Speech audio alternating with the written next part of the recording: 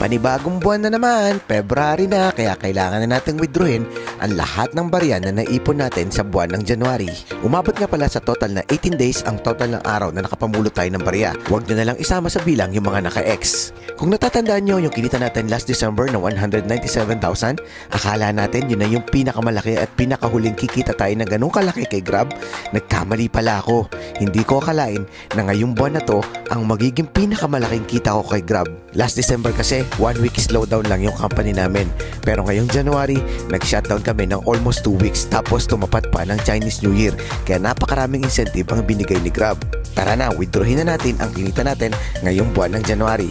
Open lang natin yung Grab application natin, punta tayo sa cash wallet at kung nakikita nyo, umabot na sa $5,082 yung kinita natin ngayong month of January.